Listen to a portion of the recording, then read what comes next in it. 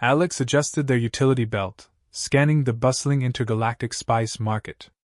They had done this countless times before, moving rare, high-value goods under the noses of galactic enforcers, but something felt off today. The small, almost imperceptible movement near their waistline made them freeze mid-step. A quick glance down revealed nothing unusual.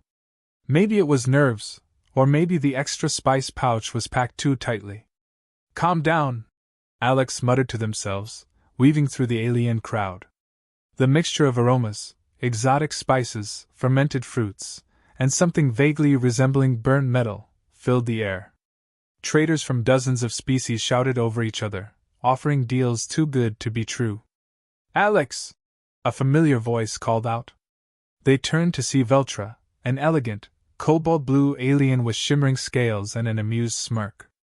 She was leaning against a stall, arms crossed, her piercing silver eyes locked onto Alex.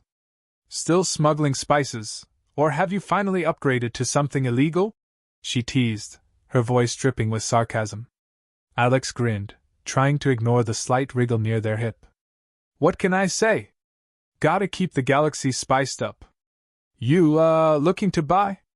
Veltra's gaze flicked downward, and for a moment, Alex thought she noticed the movement. Instead, she leaned in closer, her voice dropping to a conspiratorial whisper. "Depends. Are you hiding the good stuff, or just more of that basic human blend?" "Only the best," Alex replied, fighting to maintain composure as something shifted again. The movement was more pronounced this time, and they barely stopped themselves from flinching. Veltra raised an eyebrow, her smirk widening. "You're twitchier than usual. What's going on?" "Nothing," Alex blurted out, a little too quickly. They adjusted their belt again, hoping it looked casual. "Just business stress, you know?" Before Veltra could press further, a booming voice cut through the noise. "Hey! Human!" Alex's stomach dropped as a towering galactic enforcer lumbered toward them, his bulky frame parting the crowd. His 4 eyes narrowed suspiciously, and his clawed hand rested ominously on the hilt of his weapon. Veltra stepped back, her expression unreadable. "Looks like someone's in trouble," she said, her tone half teasing, half concerned. The enforcer stopped a few feet away, glaring at Alex. "You look familiar. Got anything unusual on you?" "Unusual? Me? Never," Alex said, forcing a laugh. The Sandworm, as if sensing the tension, squirmed more aggressively. Alex clenched their teeth, praying the creature would stay hidden. The enforcer's gaze drifted lower, his brow furrowing. "What's that movement near your cultural tradition?" Alex interrupted loudly, cutting him off. "Humans have this thing. We call it the Dance of the Spice. Helps us, blend in with the atmosphere of new planets." They broke into an awkward shuffle, hoping it would mask the Sandworm's movements. Veltra stifled a laugh, covering her mouth with one hand. The enforcer, however, looked unimpressed. "Dance of the Spice, huh?" he said, his voice dripping with skepticism. "Mind if I take a closer look at your cultural tradition?" Alex's mind raced. "You know I would, but it's very personal. Kind of a sacred thing. Wouldn't want to offend anyone." Before the enforcer could respond, Veltra stepped forward, her expression suddenly serious. "Officer, you're wasting your time. This human couldn't smuggle a feather without tripping over their own feet. Trust me." The enforcer hesitated, clearly torn between suspicion and the desire to avoid unnecessary conflict. Finally, he grunted and turned away, muttering something about weird humans. As soon as he was out of earshot, Alex exhaled in relief. "Thanks for that," they said, turning to Veltra. "Don't thank me yet," she replied, her smirk returning. "I'm still trying to figure out what you're hiding. And judging by that little dance routine, it's something interesting." Alex forced a chuckle, their minds scrambling for an excuse. "Just some new spice. Experimental blend. Nothing illegal." "Right," Veltra said, clearly unconvinced. "Well, if it's not illegal, maybe you'll share it with me later. You know, for quality assurance." "Sure," Alex said, already dreading the inevitable moment when the Sandworm would make its grand debut. Veltra gave them a playful wink before disappearing into the crowd. Alex watched her go, a mix of admiration and panic swirling in their chest. As the market noise resumed around them, Alex muttered under their breath, "What the hell have I gotten myself into?" From their waistband, the Sandworm wriggled again, as if in response. Alex slumped into the corner of Veltra's private quarters, the adrenaline from their escape still coursing through their veins. Veltra stood by the counter, pouring 2 glasses of some iridescent alien drink that shimmered like liquid starlight. She glanced at Alex with a smirk, her tail flicking lazily behind her. "So," she said, handing over a glass, "you've got to tell me. What was that little routine back there? Dance of the Spice? Really?" Alex laughed nervously, taking a sip of the drink. It burned, but not unpleasantly. "Hey, it worked, didn't it? That guy couldn't see through it." Veltra leaned against the counter, her gaze sharp. "He didn't need to." "I did." "You're hiding something, Alex." The Sandworm shifted again, causing Alex to almost choke on their drink. Veltra raised an eyebrow, her smirk widening. "And there it is again. Whatever you're smuggling, it's alive, isn't it?" "What? Alive? No way," Alex stammered, setting the glass down. Veltra took a step closer, her silver eyes glinting with curiosity. "Oh, come on. You think I don't know how to spot a bad liar? Show me what you've got tucked away." "I can't," Alex blurted, standing abruptly. "It's complicated." Veltra tilted her head, crossing her arms. "Complicated? What are you, involved in some kind of interspecies pet trade?" "No! It's not like that!" Alex groaned, running a hand through their hair. "It's fine, okay, I'll show you. But you can't freak out." "Freak out? Please," Veltra said, rolling her eyes. "I've seen things that would make your human brain implode." Alex hesitated, then cautiously loosened their waistband. The tiny Sandworm wriggled its way out, curling up on Alex's palm. It shimmered faintly, its pale golden scales reflecting the dim light of the room.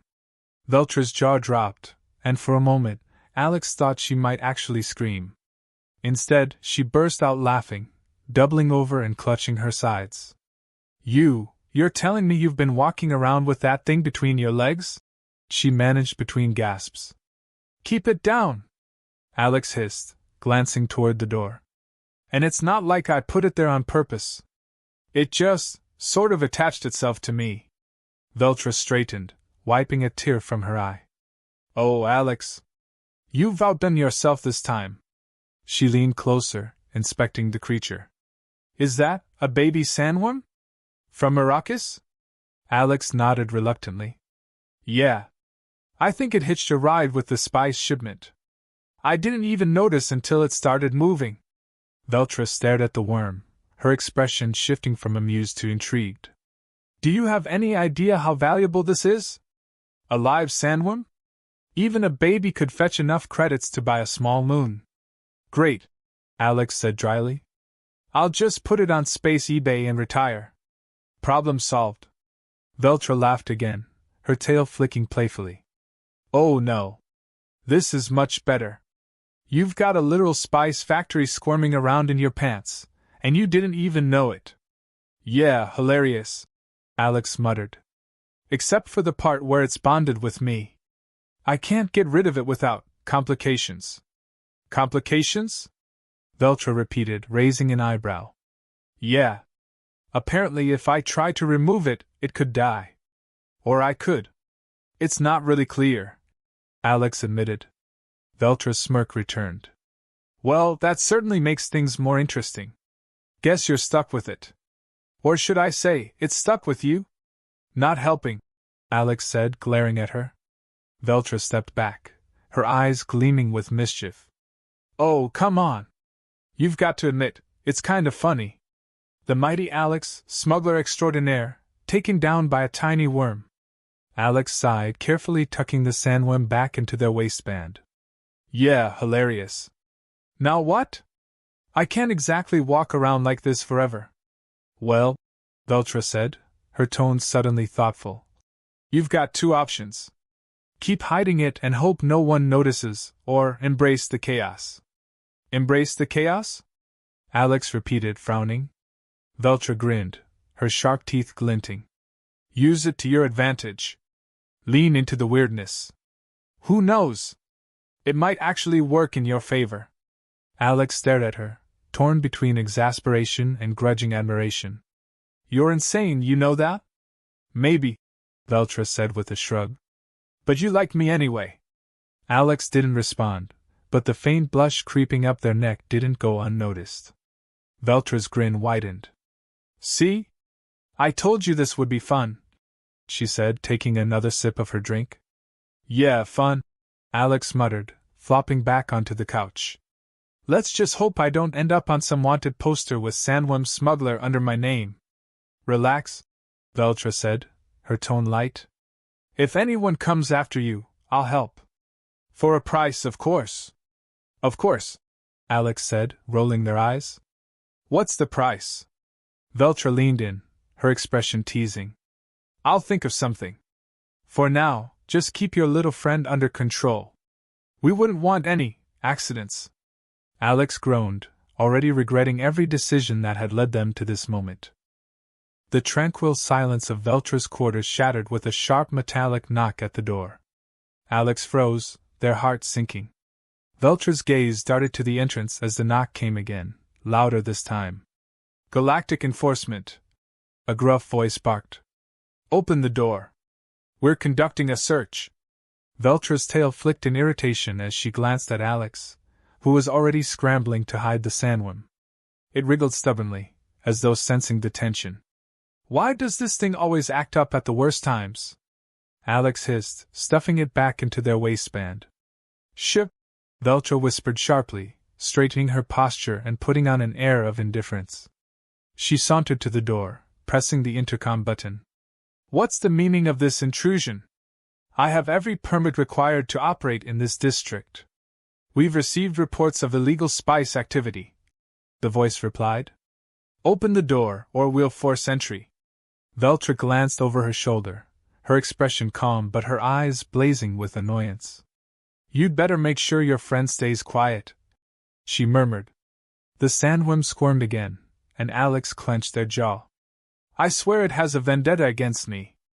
Veltra rolled her eyes and opened the door. Two galactic enforcers strode in, their bulky frames making the small room feel claustrophobic. They began scanning the area, their sharp eyes sweeping over every detail. This won't take long, one of them said, his tone dripping with suspicion. Alex tried to appear casual, leaning against the wall, but the sandworm chose that exact moment to shift. The movement was subtle, but enough to make Alex jolt. One of the enforcers turned sharply, his gaze narrowing. Something wrong, human? Nope, Alex said, their voice an octave higher than usual.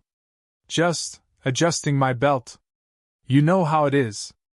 Veltra coughed, poorly disguising a laugh, and quickly turned it into a fake sneeze. The enforcers didn't look convinced. One of them activated a handheld scanner, its whirring hum growing louder as it passed near Alex. What's that? The enforcer asked, pointing at Alex's midsection. Alex's mind raced. Oh, that? Just personal protection equipment. Very advanced human technology. You wouldn't understand. The enforcer frowned and moved closer, his scanner beeping rapidly. Before he could say anything, Veltra stepped in. Really? You're wasting time on a human who can barely tie their own shoes, she said, her tone dripping with disdain. Shouldn't you be out catching actual criminals? The enforcer hesitated, his brow furrowing. Veltra's confidence seemed to rattle him, and he turned his scanner back to the room. As they continued their search, Alex shifted uncomfortably, hoping the sandworm would stay still. Veltra, meanwhile, kept the enforcers distracted with a steady stream of sarcastic comments. Careful with that lamp, she said as one of them picked up a delicate artifact. It's worth more than your annual salary. Is it? The enforcer muttered, glaring at her. Absolutely, Veltra replied with a smirk. I'd hate to see what happens if you break it. The tension in the room was almost unbearable, but finally, The enforcers seemed satisfied. They exchanged a look, then turned to Veltra. "Everything seems in order for now," one of them said grudgingly.